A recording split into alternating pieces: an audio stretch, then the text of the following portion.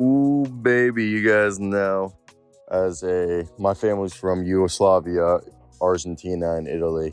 So, my great uncle is the chief rabbi of Turkey. So when we get Turkish news like Onuralp Bitim, tell me I butchered his name. Okay, someone tell me down below. I'm just gonna call him by his last name, Bitim, right? Bitim is how you say his last name. He's a 6'5" shooting guard. All right. And back at the end of June, I remember hearing reports that they had offered him a two-way spot. He's 24 years old. And what I can tell you about him is he's a guy who could be a gem. He averaged this past year 17.8 points, 45% shooting to go with 4.5 rebounds, 3.5 assists. He's a 6'6" shooting guard. All right. And he started off his career with Ephes. Okay. Then he played for, Pinar Karşıyaka, which is another team in the first division. But this past year, he played for Bursaspor, and he ended up being all EuroCup second team.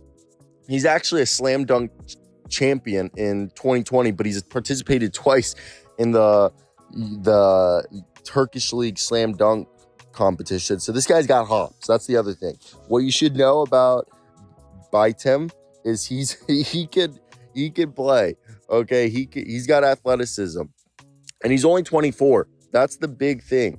So he's a guy who's basically for the past 5 years has played in Division 1, Turkish basketball in 116 games, combining EuroLeague and Turkish Basketball League. He's averaged 26 minutes a night, 10 field goals attempts at 48%. He shoots about 5 threes a night at 37%.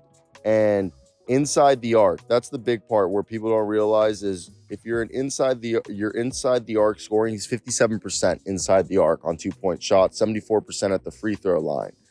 And he's a guy who's also averaged this past year and even for the last 2 years about a steal a night. And I really do think this will be low-key an underrated signing. Like, I could see this guy being like really, really good. I'm just surprised. This means Bitim wanted to come over to the NBA.